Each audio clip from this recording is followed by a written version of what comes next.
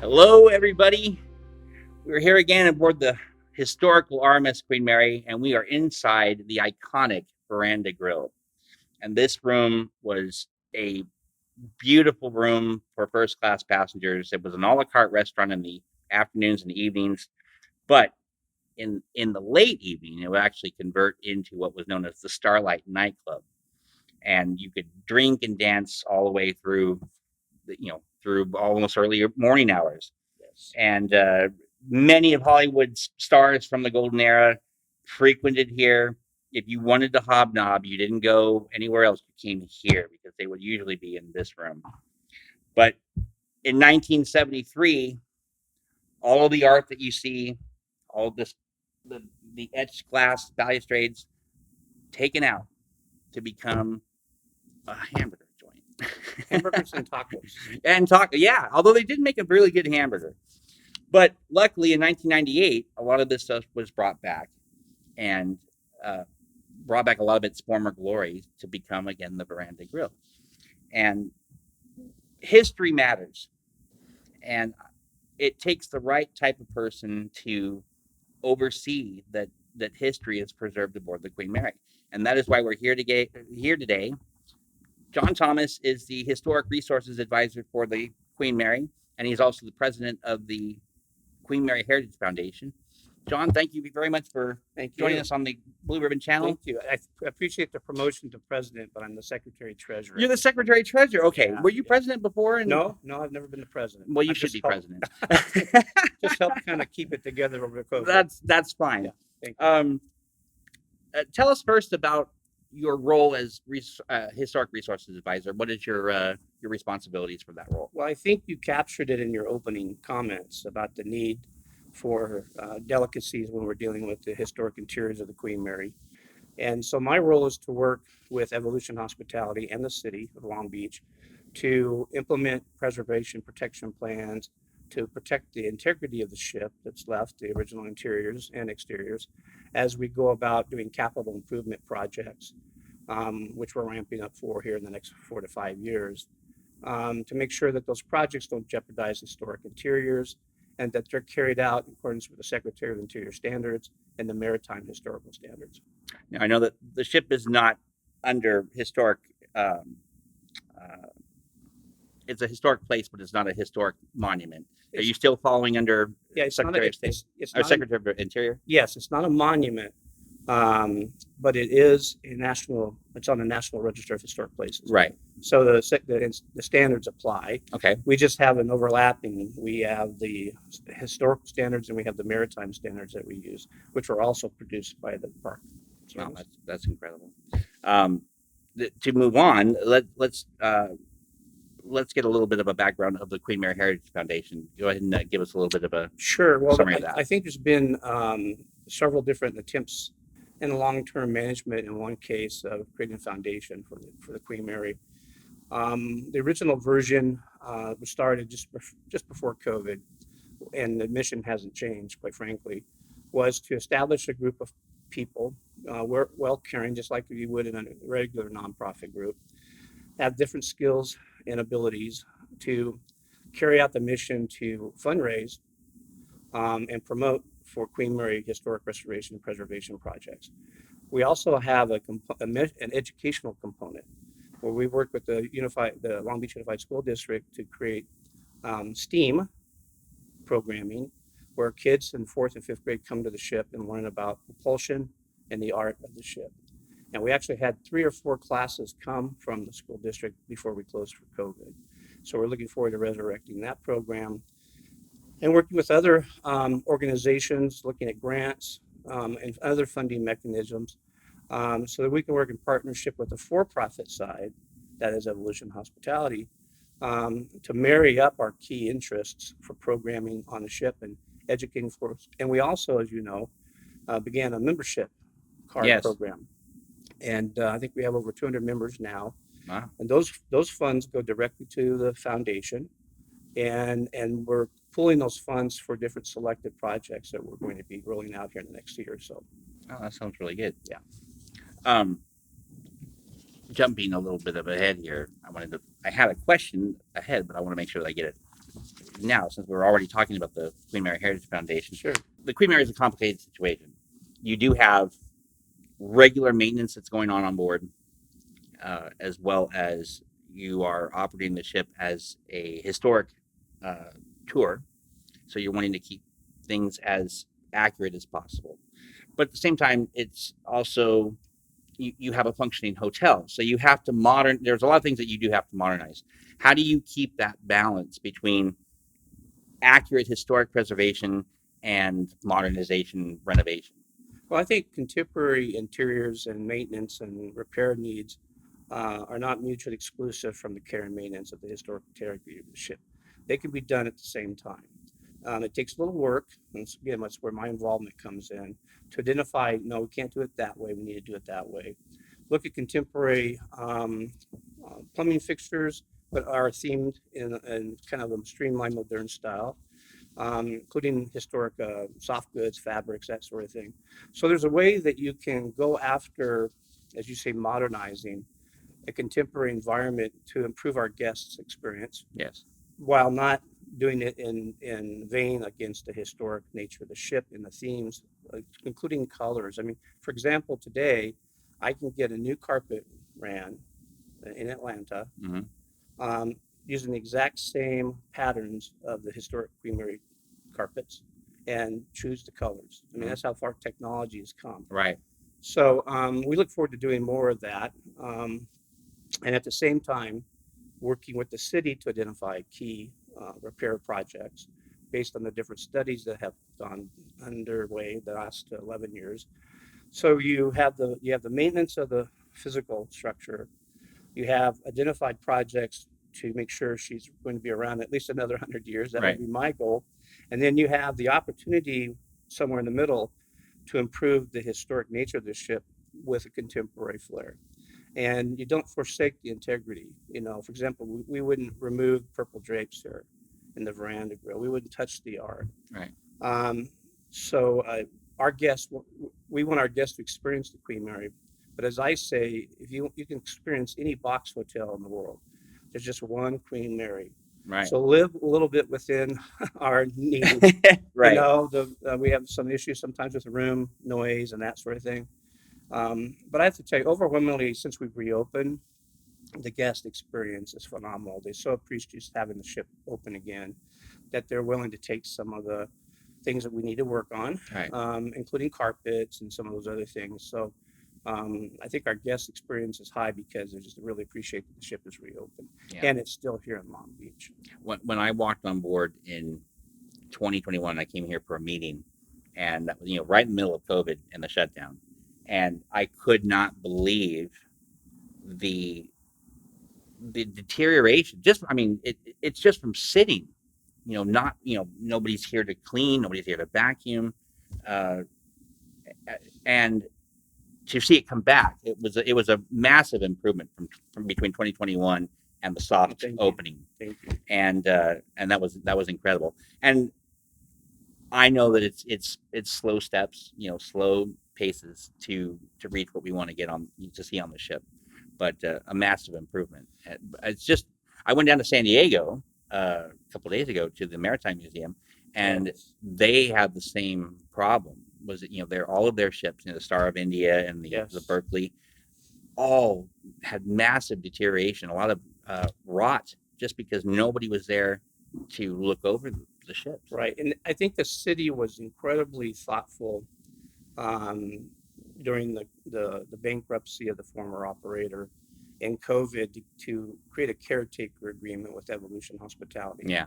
And there were 5 of us here for 3 years, daily monitoring the ship, making sure leaks were traced, and making sure the archives and the artwork was not being damaged by any kind of leaks or deterioration. Yeah, that's good. And I think that was a brilliant stance for the city to take to be here. They established a caretaker agreement, Hmm. like I said, and so there were eyes and ears here, but we could only do so much. Right, We're exactly. 1,000,000 square feet. Yeah. There was a lot to do. Yeah, I can't even imagine what it would be like on the Queen Mary with nobody here. Must have been As eerie. you probably remember, when I was president of the Art Deco Society of Los Angeles for a number of years, I, working with the ship, co-produced the Art Deco Festival with members of my board, and at the time, with great appreciation from all over the world for coming to Labor Day weekends. And the very first one we did, I believe, was 2005. Something changed in my mind about the ship. She was brought back to life because people that really appreciate the era, dress the era, were aboard celebrating her. And fast forward now to COVID, it was eerie not to hear the voices of guests, Right. and the clinking of glasses and the OB and that sort of thing. It was really a weird situation. The Art Deco galas that were taking place during that time on the Queen Mary, probably the best events I have ever witnessed on the ship. Thank you. Because everybody was You know, dressed to the 930 style. I had an incredible support from the board over the years of the Art Deco Society at the time. I had never produced an event, but the Queen Mary at the time, their events team were very receptive. They gave us Labor Day weekend, which was the perpetual 16 years that I did it. It was always on Labor Day weekend. And it was like having a party for 1,000 of your closest friends on the weekend. And it was, and we mixed education into all the fun and fundraising and that sort of thing. So we're looking forward to reactivating some of those kinds of events in the next year or so. I'm going to be interviewing Steve Kaloka here in a little while, but between you and him, I can't wait. I'm looking forward to seeing what's ahead. Steve and I really clicked on this point. Yeah. And he gets it. He's got an excellent vision. He's very excited about the ship. He is. And what a great ambassador to have as a partner. Yes. I've been around the ship for many years, as you know, but I don't think that we've ever really had the catalyst of ingenuity and passion that Steve provides as a leader. And he may not necessarily know so much about the history of the ship, but he is so willing to learn. He's like a sponge. He wants to absorb that knowledge. He reads a lot. He talks to people like you. He's always, coming by my office. John, tell me about, this and that. And so it's a pleasure working with him. And he's brought together a really great team of folks. Some have returned that have worked here for 30 years. That's great. And they're legendary people in my mind because they really love the ship. Right. They take good care, and I'm talking about housekeeping and the folks that clean the ship, property management, and Steve's team as well. So working together, we plan to take very good care of her and make sure she's here for many, many years to come. From day one of the soft reopening and stepping on board, staying in the hotel, everybody, and they're still today. Good morning, good afternoon, how are you? Everybody walks by, is very, very friendly. That's something I don't really recall seeing so much in the past year. So it's been wonderful these last few months. I would agree with you. Yeah, absolutely. Another question I have for you is, this is kind of could be a Pandora's box. The lifeboats. The lifeboats. We currently see 3 on the property. There's 2 on the ship, and there's 1 wharf side. We'll start off with what are the plans for those 3 lifeboats right now? So the plans for all 3 lifeboats is restoration. Okay. And I don't mean lipstick. Good. They need total restoration. Right. Original materials, if available. If not, you faux it. But the idea is that the accident boat, the smaller of the 2 on the ship, and the larger lifeboat, will be restored and protected with kind of a see-through dome. Okay. So you can see into the lifeboat and see the seats and all the mechanical devices, but it's protected from birds and other things that can drop things. Right. For the rest of the boats, we're considering within the next 5 to 10 years, replicas that are lighter. So they would be fiberglass type replicas. They would be much lighter because our davits are aging to hold the lifeboats. Yes. And of course, we don't yaw, we just raise and fall, Right. but we have the Santa Ana winds come through here. Yeah. And so there's a couple of small bites, as you say, small steps, a further evaluation of the davits, repairs as needed, and then calculate the weight those davits can handle. And Right. then we'll pick a product. It could be fiberglass, it could be something different, Right. to put them back on the ship. Because probably like you, those of us who have been around the ship a long time, we see it and we instantly read it's missing. Something is missing. Right. Right. And if you think about the Titanic, you think about how important lifeboats are. Right. Yeah. You know, Just a little bit. Yeah, and so we're not neglecting the fact that they've got to come back. We Evolution, the city, and of course myself. But there are some probably more dramatic, necessary, in some cases even back of house projects that we need to take care of first. Sure. Fund for it first, and then we'll go after the lifeboats. Yeah, I understand. I totally understand the idea of priority, because there are a lot of other projects that are on the ship that would definitely take a higher priority to the lifeboats. Although I would love to see, and you answered the question, because a lot of people out there really think that they're not coming back, and so to hear you even just give that information out, that it's definitely in the realm of thought. The city made that commitment some time ago without a date. When we did the study that I peer reviewed on discovering that most people had already known, that some of those ships didn't belong to the Queen Mary originally in the first place. But they have historic significance because they were attached to the ship when she was designated a historic property or building.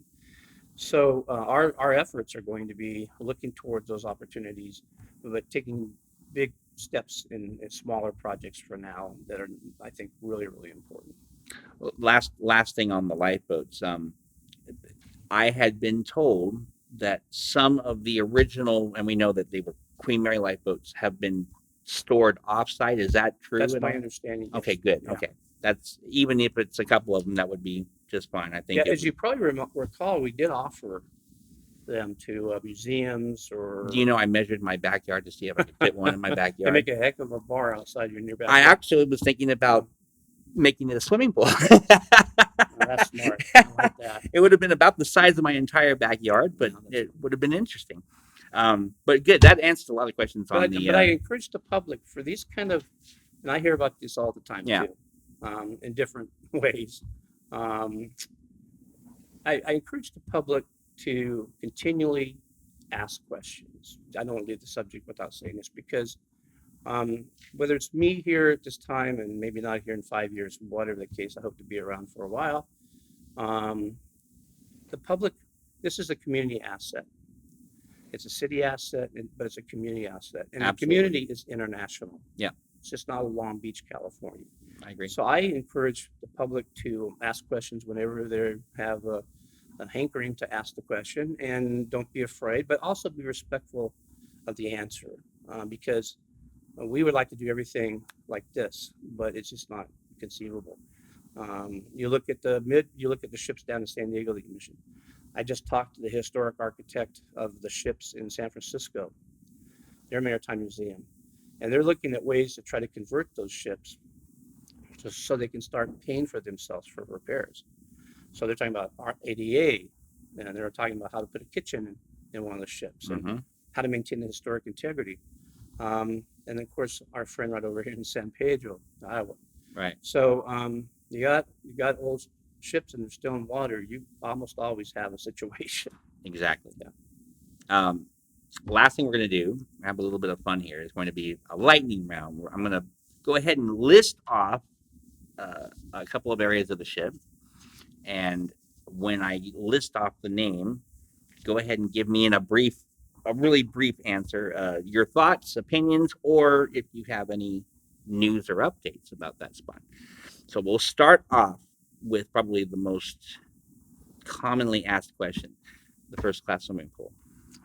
So there's going to be an announcement in the next week or so. Okay. I've been asked not to spoil the release, but visual access to the pool. Okay. We found an achievable path. Great. So when that is available and how it's going to be available, can't let the ghost out of the bag.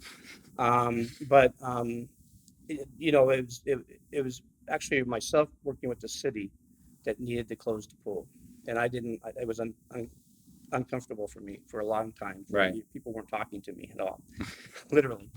And but we've planned a way to reopen it with the proper supervision That's as good. part of events on the ship. That's great. And it's a beautiful space. Not to It mention. is absolutely. The bridge and the bridge wings. So the bridge and the bridge wings are part of the detailed study of the structural capacity of the ship, along with the davits. Right.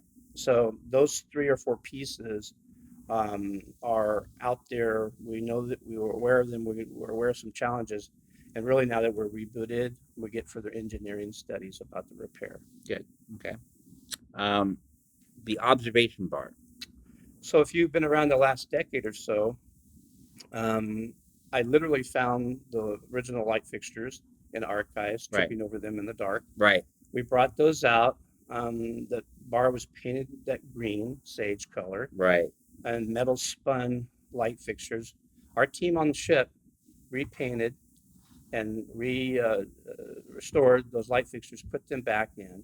It's a major, beautiful, opportunity. Yes. We put the back bar door back in. Yes. So functional, so you can actually walk back through. Yes, our workers don't have to climb over the bar. Exactly. Although I think they enjoyed that part of their job. And we had a conservator come in and clean the mural, the painting, the Jubilee painting. And we based the red color off of the color in the clock, 2 clocks. It's a cherry red. Yes. And so that's how we were able to match that color. The next final steps for restoration is new flooring, which will be linoleum. We're moving the carpet and the new furniture in the style of the original furniture. So red with white piping, white with red piping. And I think that'll be it. And more lounging furniture down below. The last question to touch base on the observation bar. Are you going to go back to the rubber corkwood type flooring pattern Yes, just like we did just recently completed in the main hall. Okay. Yes, I think everybody's on board with doing that. It's going to be extremely. What we learned about cutting the ceiling reflected in the linoleum in the main hall. The guys did a wonderful job, an outside vendor. It just took the project about 3 or 4 weeks longer. Sure. And as you recall, those streamlined designs of the pattern in the original pattern and the observation bar are very specific. Yes. And we'll touch base real quick. Yeah. All of the main hall flooring, all of those curves, all the arches around that's all hand cut. It's not like you can go in there with a template and say, okay, I'm going to do this kind of a degree radius curve. It's hand cut because they're not exactly perfect in a circle. And those character defining features that are in the flooring reflect the ceiling. Yes. And although we are an Art Deco ship, we are certainly streamlined modern. Right. Okay, the later version of Art Deco. And so all the curves are so important, unlike the Normandy that had all the geometric. Right. Our ship is curvy, I call it. It's very curvy, right? Yes. And to be able to do that, you're right. Now, what these guys did that installed it is they removed all the linoleum that was there and used those for patterns. Okay. And it worked about 90% of the time. That's pretty good. Yeah. I will add one more. I was going to end there, but I'm going to go one more because I do have a lot of people ask me this question. And Steve Koloka actually even gave me a little hint. Second class smoking room, the wedding chapel. Any plans on that? There is discussions about adaptively reusing that space, not touching any of the interiors, of course, but actually reprogramming that room. I like that space. I don't want to run long here, but the way the ship was originally converted, I think we could all agree that we could have retained more of the second and third class spaces. Yeah, absolutely. Just the ripping out of everything was a lot of it was unnecessary. Yeah. So in the next year or so, you're going to be seeing our archives coming back out and interpreted for those missing areas of the ship. We've got to tell, you can walk the main prom deck and you can go to the Grand Salon. You can appreciate most of the first class, some of the second class, the Britannia. Mhm. But we really need to interpret all those unique spaces as best we can through our archives. And so we're going to be curating exhibit spaces on the ship that reinterpret those spaces that we no longer have, as well as reinterpreting spaces that we do have, but just in a different area. And we have some rooms already identified for that are we're not going to have to take up a room like the Veranda Grill to do it. Well, So that's exciting stuff for me. that's exciting for me too. If you need any help, give me a call. Everything that you've said today is just fantastic to hear, and I thank you so much for joining me today. Thanks for sitting down. John Thomas, thank you very much. We'll see you later. Thank you very much.